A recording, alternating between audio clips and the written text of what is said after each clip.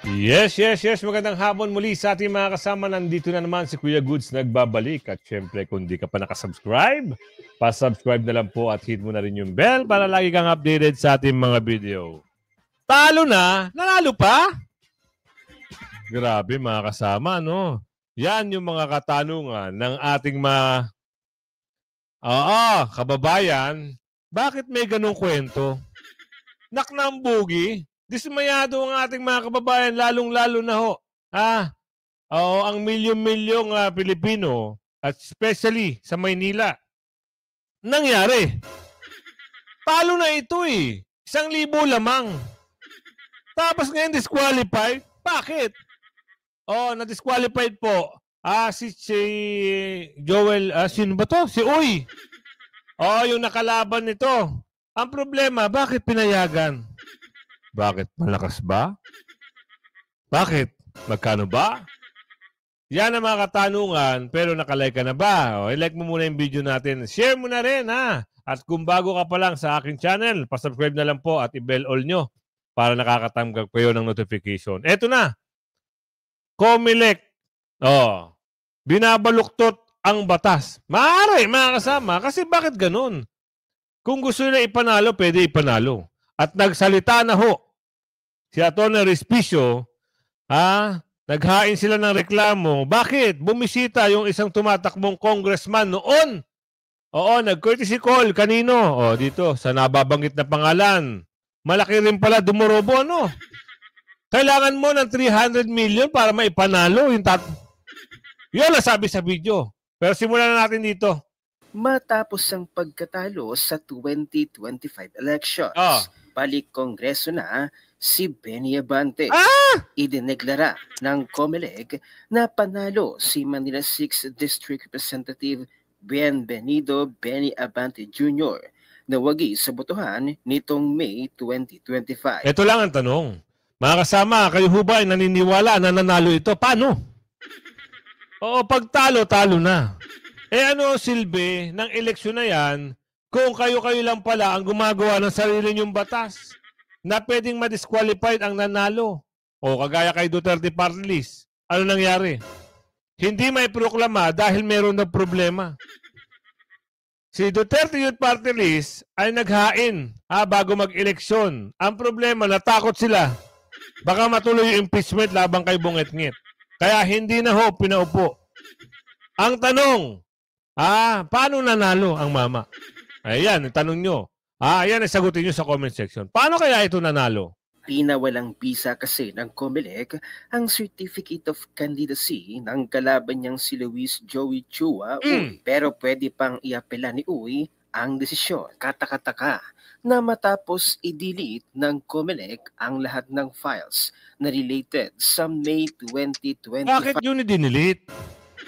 Bakit dinilit? Anong rason? Para hindi mabulgar ang anomalya, sabi ni Aling Dolores? Bakit deleted ang files?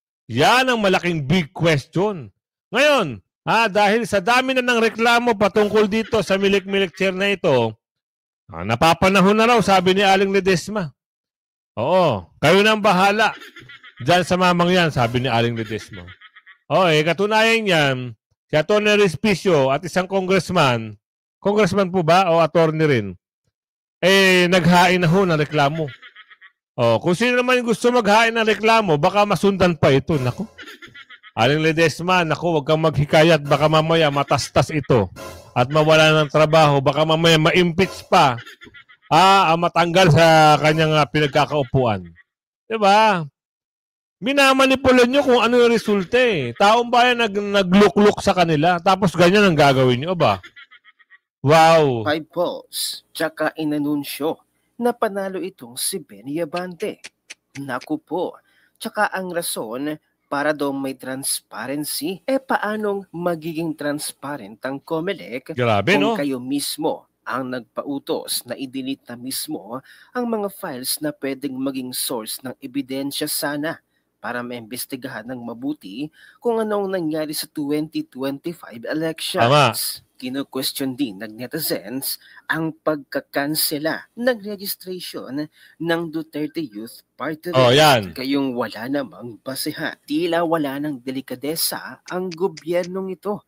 Yung nanalo na millions ang vote, pinadisqualify. Yung natalo, pinaupo kasi dinisqualify yung nanalo na ilang beses na naging politiko. Ito ang tanong. Ilang milyon ba ang nakuwang boto ng Duterte Youth Party List? Pumapangalawa yan eh. Tapos ganun-ganun lang. Wow. Pwede ba nakakagigil na kayo, ha? Kung pwede lang kayo murahin, mamumura talaga kayo. Pinagloloko niya ng taong bayan, sabi na Aling Lorraine dito. Ako na gusto ko na nakakagigil na kayo, nakanantipaklong kayo. Pag gusto niyo mangyari. 'Di ba? Huwag naman ganoon. Gawin yung makatarungan, makabuluhan yung trabaho nyo. Kung sino yung binoto ng tao, yun ang paupuin nyo. Hindi yung kagustuhan nyo lang at kagustuhan ng boss nyo. Nakakagigil kayo. Easy ka dyan, boy! Grabe, hindi na nire-respeto ng Marcos administration na ang boto ng taong bayan. Yan nga Nakakahiya. Mukha talagang pagdating sa Marcos administration, walang imposible. Abay tila pinaglalaruan na ng Marcos administration ang karapatan ng tao na pumili ng tamang politiko. Abay bakit nagkaroon pa tayo ng eleksyon? Pero ayon mismo sa Supreme Court, hindi pwedeng automatically i-declared na winner ang second placer dahil hindi naman pwedeng sabihin duly elected representative without winning the vote. If a candidate's certificate of candidacy is declared void ab initio, void from the beginning, after being proclaimed and sworn in, the second placer cannot automatically be declared the winner. The Supreme Court has made this clear. Votes for the disqualified candidate are considered stray, and unless the second placer proves in the House of Representatives Electoral Tribunal that they received the highest number of valid votes, the seat should be declared vacant, and a special election may be required. Bakit ganun? Nag-declare agad kayo. At para makaupo at pumesto na naman dyan sa House of... ganun ba? At kaya pala nagpahayag sila ng meron daw Quadcom 2.0, 2.0. Planado ba ito? Ang laki ng tipaklong. Panalo yung tao, si Chua. Si Uy. Chua ko ng Chua. Panalo si Uy. Papadisqualify nyo. Anong rason para madisqualify yung tao? Nanungkulan na yun noon pa. Tapos ito, Yorme, gawan mo nga ito ng paraan. Mukhang sumusobra na ata yung mga aw-aw ni malulong Pwede ba mo nga ito?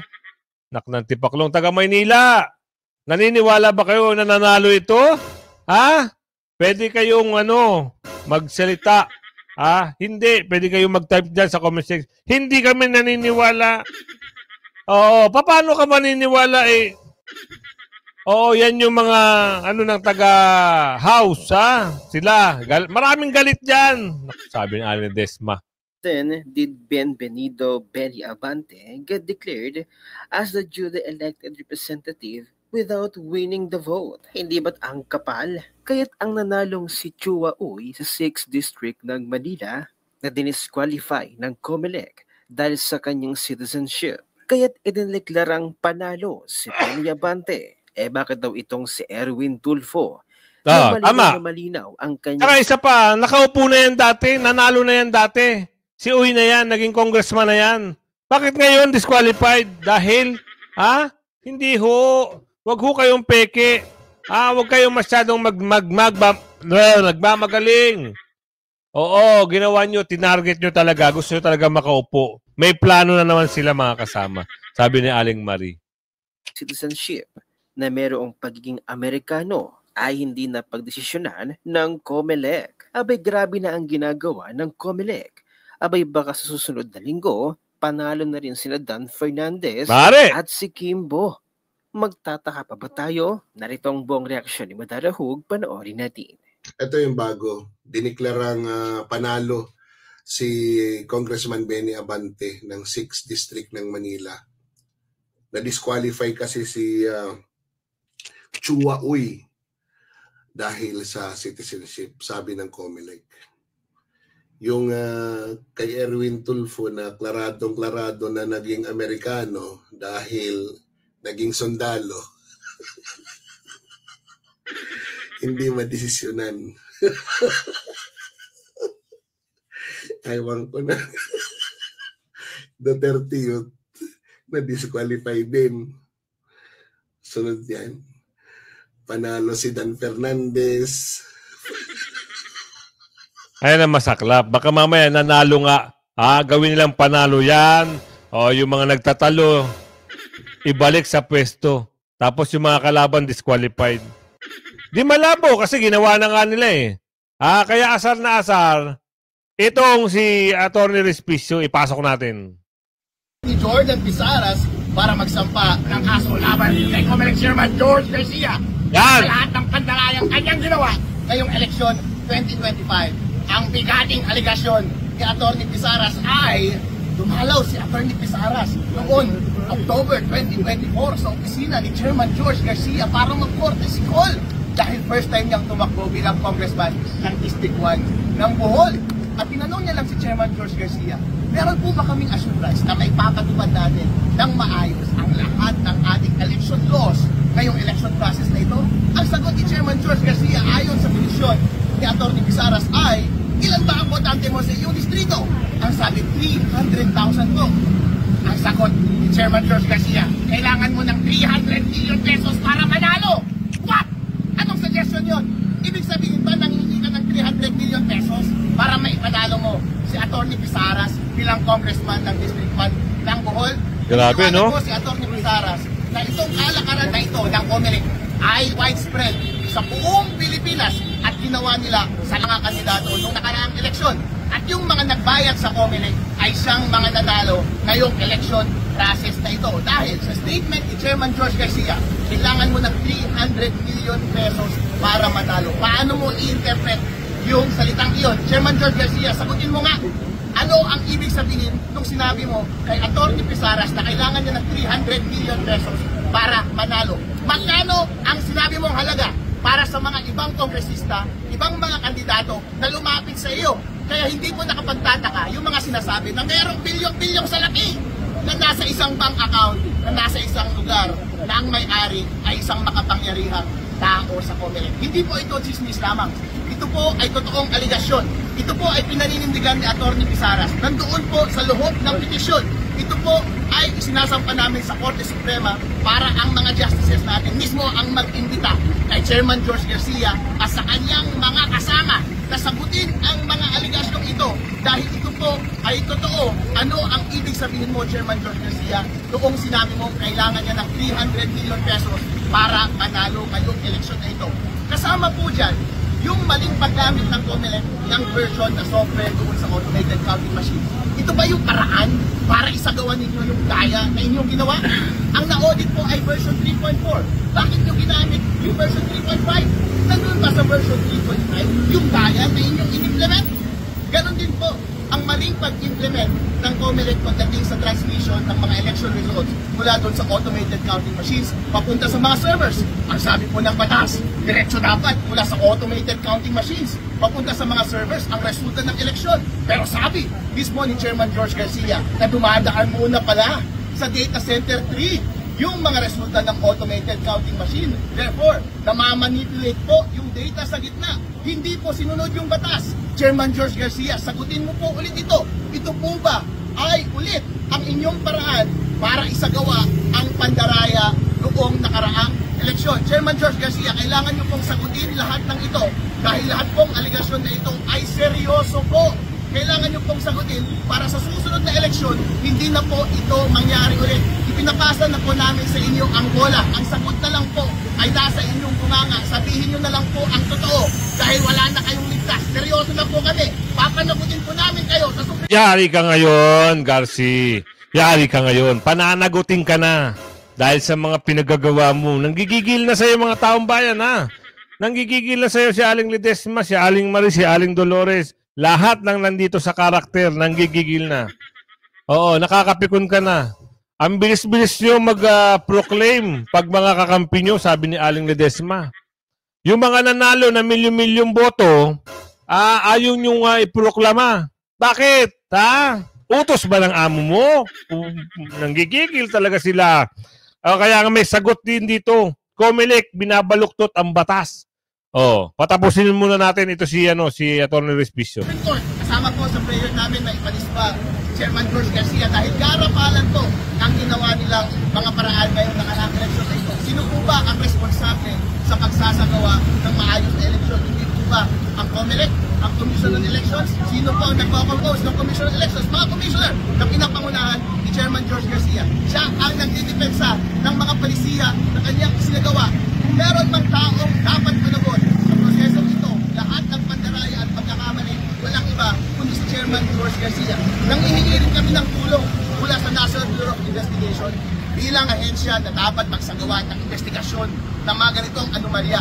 Natignan nila itong mga aligasyon ni Atty. Pizaras kasi garapalan po ang pag-amin ni Chairman George Garcia. Gumamit sila ng illegal na equipment sa pag-transmit. Gumamit sila ng illegal na software. Hindi po ba yan paglabas sa ating omnibus election code? Dapat... Yan, di ba? Lahat yan mabubulgar pag nasimula na. Ha? At sana mabigyan ng aksyon at para wala nang magoyo ito pagdating sa mga susunod na panahon, lalong-lalo na darating ang national election. At hindi lang yun, ha? Sabi ni Aling Josephine dito, panagutin. Ha? Panagutin. Pagbayaran dapat yung mga... At silipin yung nababanggit na maraming bank account, maraming pera. Nak ng tipaklong. Kaya galit na galit ang Duterte Youth Party List. Bakit? Ito, sagot niya rito. Si Representative Cardema. Kasama si Master Judea. Magandang hapon po, Chairman. Magandang hapon po, boss. Kayo lang una ko nakausap. Oo nga po, no, nung narinig ko yung agad namin ko yung pinakontak. Ano po ang masasabi niyo rito po, sir, ang kanilang ang boto pala nito is 2-1. Di ko lang alam kung sino ba itong tatlong commissioner na ito. 2019 na reklamo laban po sa Duterte Youth Party List po, Chairman. Alam nyo, nagda-draft pa lang ako ng press statement. Nandun pa lang ako sa 1/3 ng press statement. Siguro ang masabi ko sa ating mga kababayang Pilipino, sa kasaysayan ng bansang ito, huwag niyong kakalimutan yung pagbumuka at pangalan ni Comelec Commissioner Nelson Celis at Noli Pipo. Saan kayo nakakita na yung boto ng dalawa ay mas matindi pa sa boto ng lampas 2 milyong Pilipino. Tama. Di ba? Anak ng tipaklong, ginawa nyo ng paraan itong Duterte Youth Party List. Milyon-milyon ang bumoto. Nakakagigil, no? Ginagawa na lang nilang laruan ang batas. Kung gusto nilang i-disqualified, gusto nila. Kung gusto nilang hindi makaupo, gusto nila. Ano nang nagsisilbi? Anong silbi ng batas ng Pilipinas? Wala na. Laruan na lang lahat. Ginagawang katawa-tawa na lang. Dahil yan sa mga durobo. Naghawa-hawa na sila, sabi ni Aling Marie. Ito, Comelec Chief Hitchback allegation of bribery. Woo! Kumari pa kayo. Baka totoo yan. Sabi ni Aling Ledesma. Huwag nyo nang lokohin ng taong bayan. Baka totoo yan. Aling Ledesma naman. Baka nga totoo. Binuweltahan ni Comelec Chairman George Garcia mga aligasyong pangingikil ng 300 million pesos sa natalong kandidato sa Bohol para siya manalo sa halalan. Balita mula sa Comelec, hatid ni Radyo Patrol, Steve Rush. Steve. Jeffrey, ginit ni Comelec Chairman George Aaron Garcia na posibleng sinadyang maliin ang kanyang sinabi o mali ang pagkakaunawa ng natalong kongresista ng unang distrito ng Bohol na si Jordan Pizaras. Kasunod ito ng reklamo ni Pizaras sa Supreme Court na pinigilan umuna siya ng 300 million pesos kapalit ng sure win sa halalan. Hindi tinanggi ni Garcia ang nagranong court noong October 2024 dahil bukod sa maraming nakarinig, bukas niya ang kanyang opisina para sa mga reklamo ni Pizaras tungkol sa mga kayang maniobrahin ang halalan sa kanyang distrito. Sa usapin naman ng 300 million pesos, nilinaw ni Garcia na sinagot lang niya ang tanong ni Pizaras kung magkano ang kanilang ginagastos ng isang kandidatong kongresista. Wow! Talaga ba? Bakit may sagot na ganon? At saka hindi naman Hindi lilitaw yung ganitong issue kung walang mga bagay-bagay na merong nabanggit at na-involve na ganung halaga. Diba? Wag nyo nga kaming sino ba yung nagbulgar na napakaraming pera na to sa ibang bansa? Kaya pala gusto at ayaw na rin umalis sa pwesto dahil halalan, iba, kaban-kaban. Bakit nasabi? Mag-isip na lang kayo. Sa isang presinto, di ba nag-ano sila ng ano ba yung ginamit nilang Smart Magic ba yun? O Smart, yung bago Isang presinto, ilang cluster yan? 6 na cluster sa isang room pala, sorry. Sa isang room, 6 na cluster, isa lang ang machine. Saan damakmak ang butante sa isang room? Saan sang street? Saan sa mga isang machine. Anak ng tipaklong, Tapos, how much yung magkano yung yung anong tawag doon? Yung kontrata doon? Ilang bilyon yan? Di ba? Sabi ni Aling Dolores, kakaiba. Magugulat ka. Di ba? Ay, ang takaw nila, no? Tapos ito pa, meron pa mga bagay-bagay talaga na magagalit ka. Kahit ordinaryong tao, magagalit. Bakit? Bakit hindi ka magagalit? Ginagawa ng kwento. Talo na, nanalo pa. Saan ka makakita nun? Diba? Only in the Philippines. Sa ibang bansa, walang ganyan mga kasama. No motion to dismiss in impeachment case. Wag na natin anuhin yan. Alam naman natin na hindi sila mananalo sa mga Duterte. Bad trip lang talaga sila. Garapala na talaga ang mga mukha nila. Nakakagigil lang talaga sila. Dahil kawawa naman, yung kongresista na disqualify. Talagang nakakagalit. Sipin nyo, uupo ka na lang naproklama ka na. Naproklama na, imagine, naproklama, natalo pa. Dahil lang daw hindi raw Pilipino. Citizenship ang usapan. Bakit dati? Nakaupo na nga yan. Kwento nyo nga sa pagong para magkaintindihan kayo. Umupo na yan dati. Tapos ngayon may kwento na naman kayong ganyan. Citizenship. Dapat talaga kayong kasuhan ni Atty. Respicio. Panluloko na yung ginagawa nyo, mga taga-milik-milik. Lalong-lalo na si Chair. Ibang klase. Gigil. Talagang sobrang gigil. Sa'yo ba naman mangyari yan? Hindi ka ba magagalit? Diba? Yung registration ng Duterte Youth Party List, kinansila ng COMELEC. Wala na. Bakit? May papasok ng mga taga-mountain.